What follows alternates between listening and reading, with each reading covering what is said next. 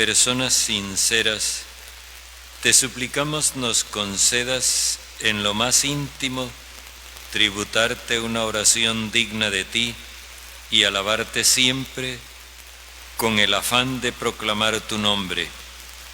Por nuestro Señor Jesucristo, tu Hijo, que vive y reina contigo en la unidad del Espíritu Santo y es Dios por los siglos de los siglos. Amén.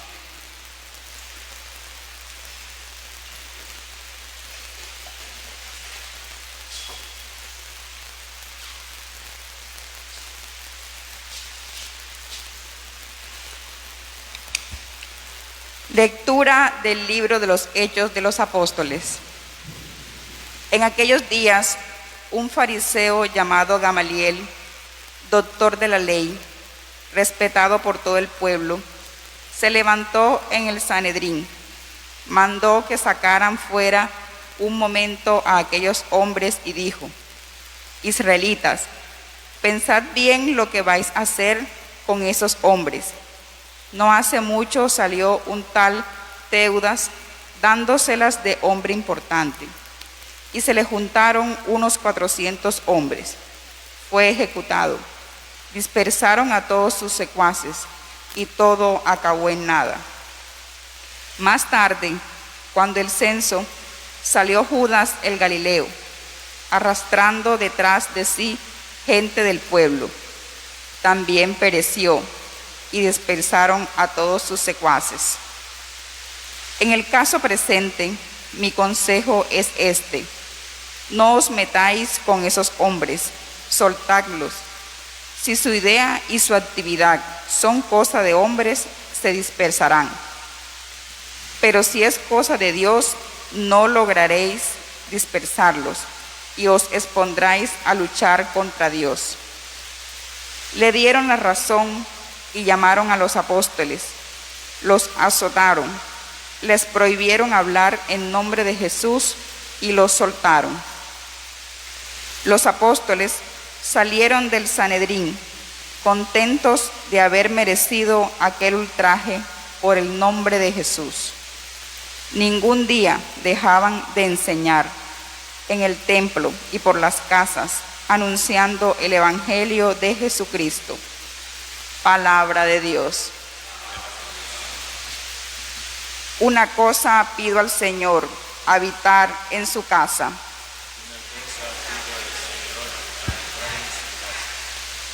El Señor es mi luz y mi salvación, ¿a quién temeré? El Señor es la defensa de mi vida, ¿quién me hará temblar?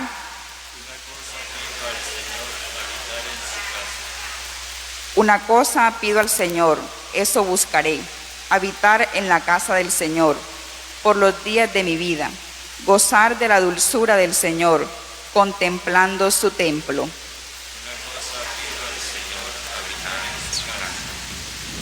Espero gozar de la dicha del Señor en el país de la vida.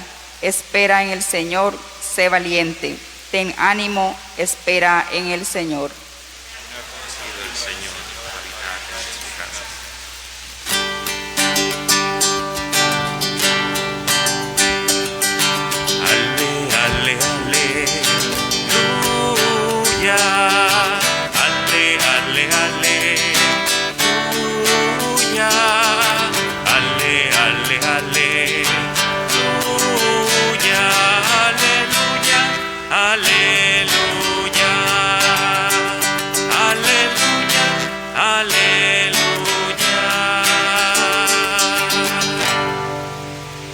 El Señor esté con ustedes. Y con tu espíritu.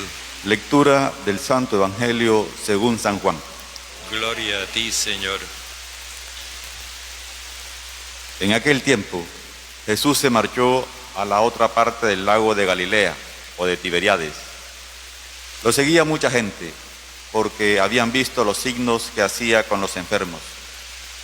Subió Jesús entonces a la montaña y se sentó allí con sus discípulos. Estaba cerca la Pascua, la fiesta de los judíos.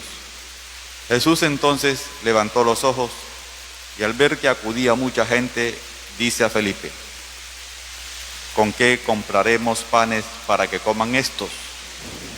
Lo decía para tantearlo, pues bien sabía él lo que iba a hacer.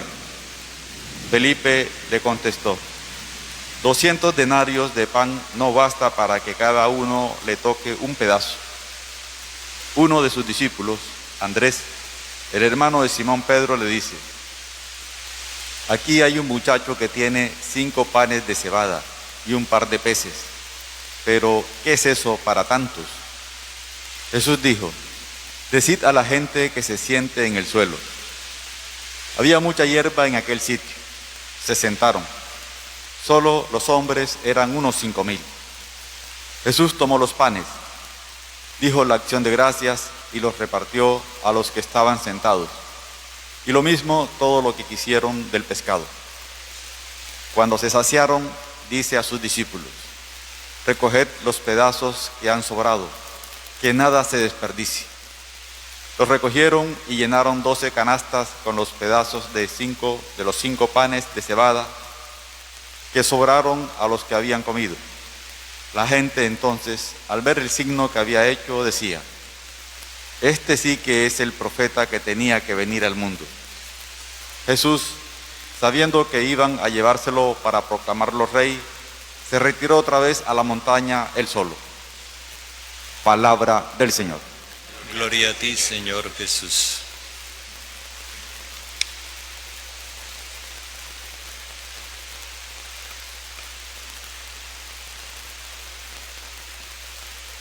En los días anteriores, Jesús nos ha venido hablando de cómo es necesario que seamos hombres nuevos para que podamos crear una nueva sociedad.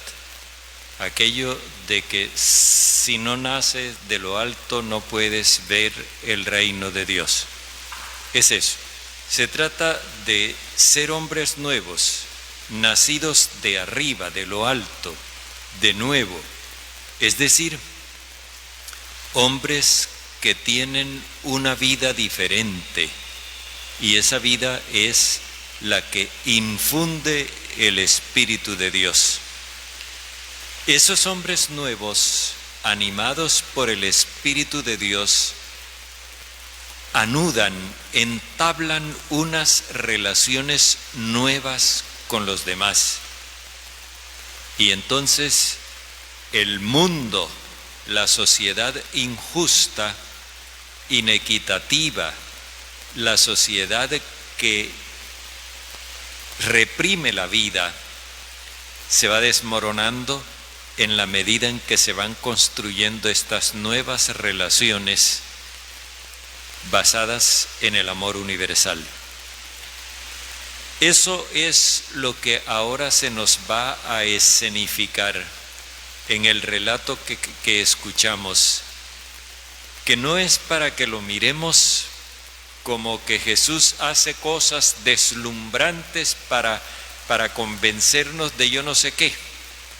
No, aquí hay algo mucho más profundo. Fijémonos que nos habla de que Jesús atravesó al otro lado del mar. Esa sola imagen, cuando uno conoce la Biblia y está habituado al lenguaje de la Biblia, enseguida recuerda el Éxodo, cuando los israelitas atravesaron el mar para irse a la tierra de la libertad, salir de la esclavitud para irse a la tierra de la libertad. Pero aquí hay una cosa que el evangelista señala, una serie de cosas que señala el evangelista. Lo primero es que le da 2 nombres a ese mar. Es el mar de Galilea o mar de Tiberíades. O sea, tiene un nombre judío y un nombre pagano. Ya con esto ensancha el horizonte. Ya no es el mismo mar que atravesaron los israelitas y únicamente para la libertad de los israelitas. Ahora es un mar abierto donde hay cabida para otros pueblos. Enseguida dice el evangelista que lo seguía mucha gente. Jesús va adelante, Él no empuja a la gente, a Él lo siguen. Y la razón por la que lo siguen es muy importante porque este tema recorre todo el relato. Dice, lo seguía mucha gente porque habían visto las señales que hacía en favor de los débiles. La misma palabra en griego significa enfermos o débiles. Pero aquí la idea es que Él realiza señales en favor de los débiles, a diferencia de Moisés, que había realizado señales en contra del poderoso faraón y sus ejércitos. Es el contraste que está creando el evangelista lo que nos interesa observar. A Jesús lo siguen, Él no empuja a nadie, a Él lo siguen, y lo siguen porque han visto las señales que Él hacía en favor de los débiles. O sea, si Moisés hizo señales de poder, Jesús está haciendo señales de amor. Hay otra diferencia. Cuando dice que Jesús subió al monte, Moisés también subió al monte Sinaí, pero Moisés subió primero solo y después con un grupo selecto. En cambio Jesús sigue con todos, Él sube con todos y allí se establece con todos. Es en este momento cuando el evangelista nos señala la circunstancia. Estaba cerca la Pascua.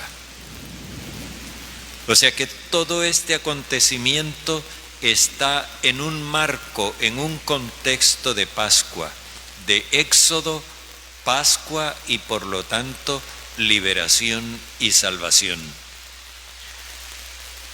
Jesús mira que además de los discípulos que venían con él, se acerca una multitud y entonces les plantea a los discípulos cómo podremos saciar el ansia de vida de toda esta gente. Él lo expresa en estos términos: ¿con qué compraremos panes para que coman estos? El hecho de hablar de comprar quiere hacer referencia a que Jesús les está planteando las cosas en los términos en que los afronta el mundo. La sociedad injusta plantea las cosas en términos de dinero. Primero la economía y después la vida. Si tenemos con qué comprar, tenemos con qué vivir.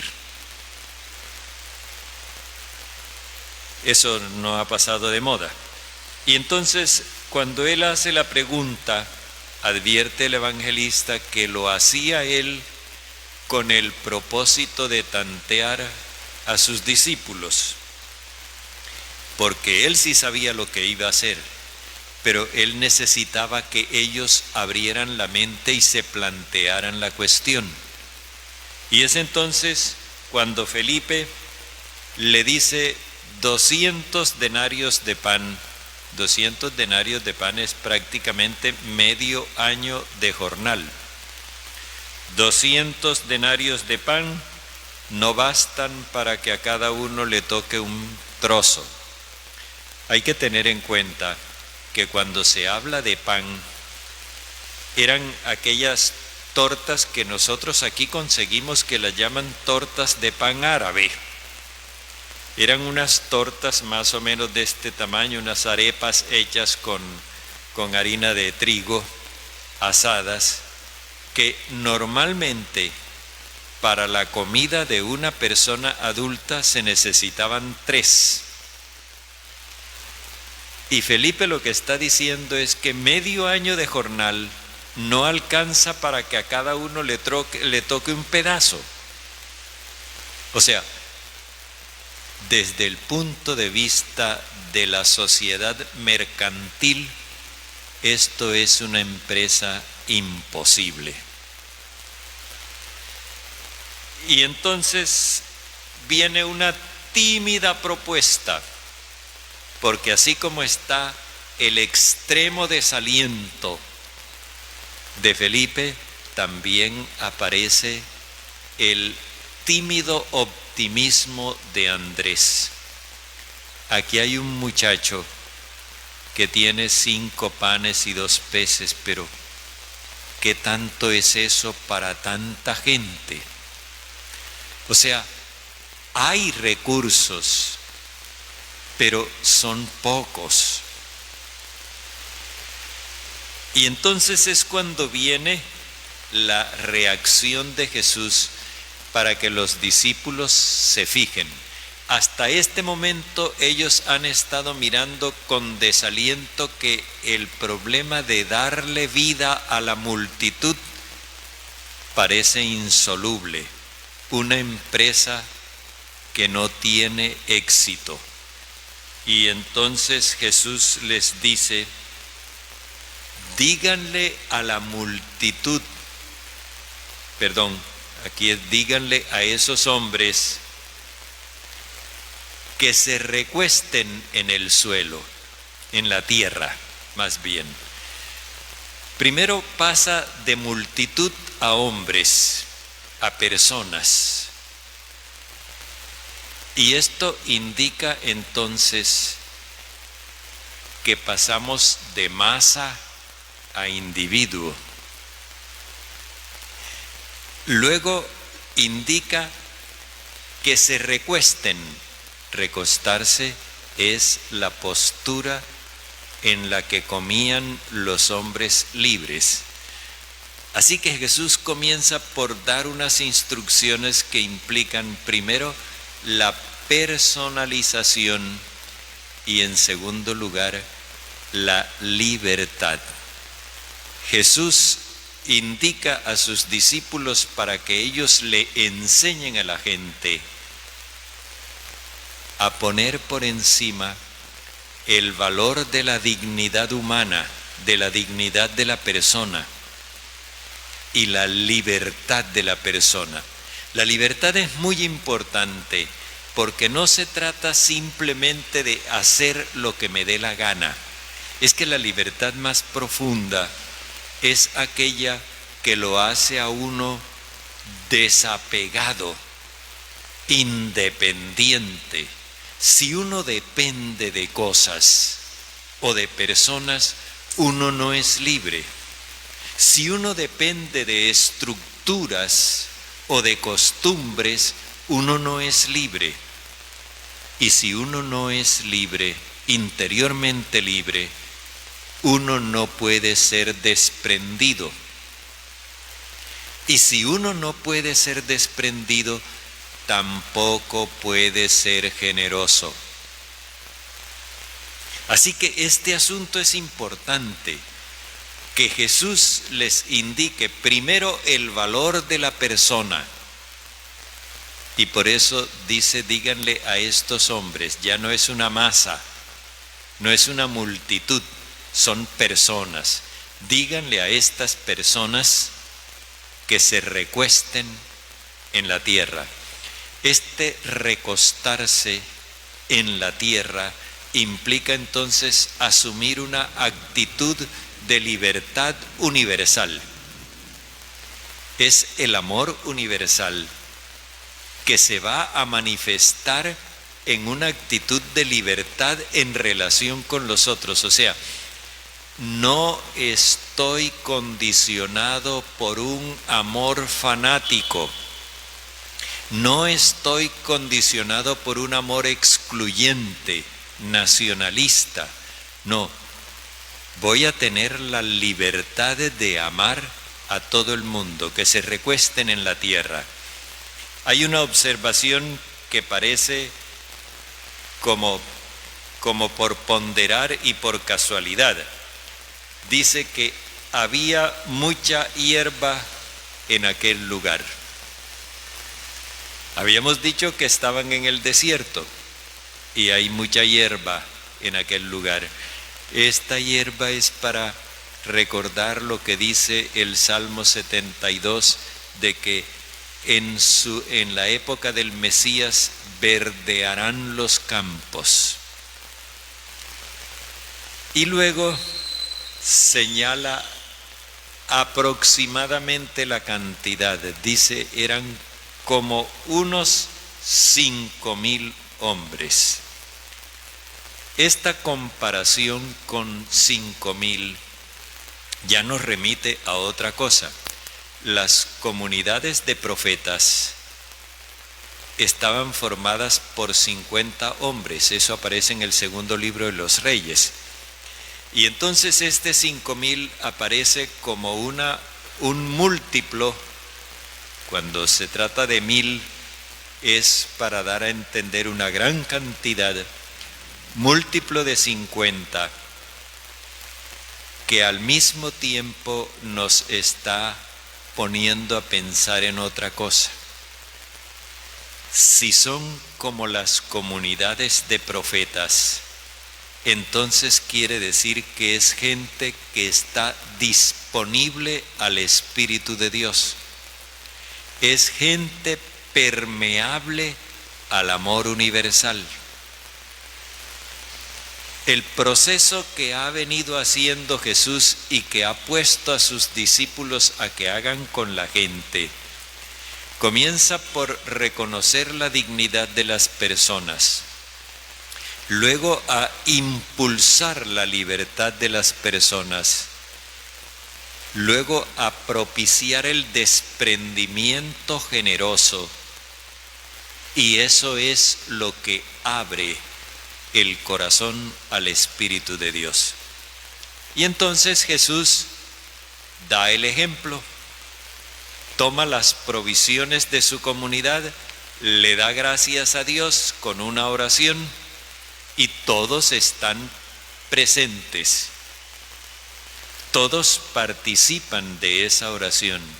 Cuando Jesús concluye la oración de acción de gracias, dándole gracias a Dios porque esos bienes que Él les ha dado a Él y a sus discípulos son manifestación de su providencia amorosa por toda la humanidad.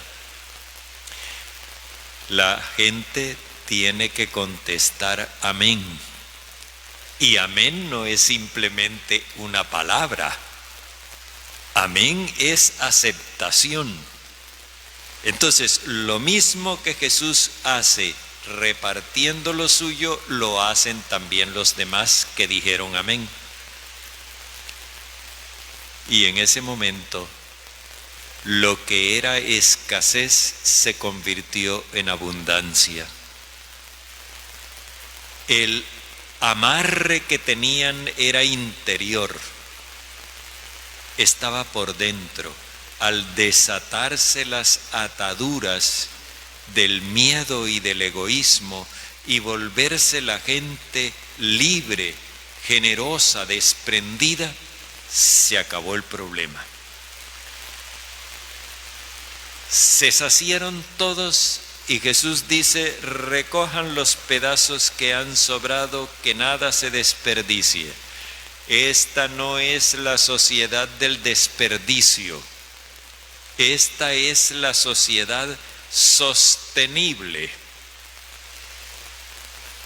Y por eso les pide que recojan lo que queda, porque nada se debe desperdiciar. Vuelve otra vez la palabra señal. Al ver la señal que había hecho, otra vez es una señal en favor de los desfavorecidos. Una señal en favor de los débiles, no es una señal contra los poderosos. Al ver la señal, entonces aquellos hombres dijeron: este sí es el profeta que tenía que venir al mundo. Lo están comparando con Eliseo, que había hecho algo semejante. pero están equivocándose de perspectiva. Se imaginan que Jesús es el que les va a resolver los problemas y tienen la intención de convertirlo en un caudillo. De hecho, dice Jesús, sabiendo que iban a llevárselo para proclamarlo rey, se retiró otra vez el monte él solo. Es el afán de depender de otro, el que otro se haga cargo de mí.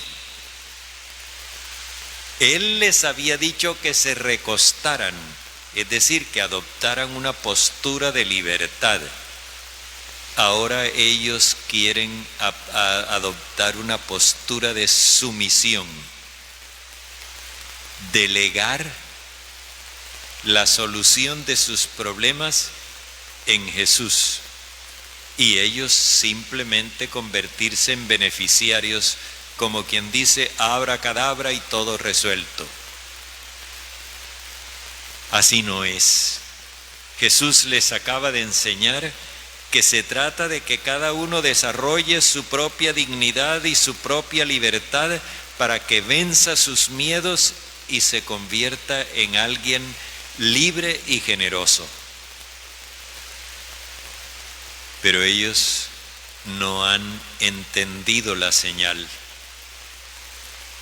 no han captado como la hora de la verdad, a la hora de la verdad, tampoco es que la hayamos captado los cristianos en los últimos 2000 años. Y hemos querido convertir a Jesús como en una especie de amuleto para que nos resuelva nuestros problemas y nosotros cruzados de brazo, cuando mucho abriendo la boca para decirle: Señor, haz esto, Señor, haz aquello, Señor, atiende aquí, Señor, atiende acá. Y pensamos que con unos cuantos adjetivos lo vamos a convencer. Tú que eres grande, poderoso, maravilloso, y una cantidad de lisonjas, como queriendo emborracharlo para que nos dé lo que le pedimos, y resulta que lo que le pedimos no es lo que Él está dispuesto a hacer. Él quiere que nosotros adquiramos la conciencia de nuestra dignidad y desarrollemos nuestra libertad. Eso siempre es posible porque el Espíritu Santo está siempre disponible.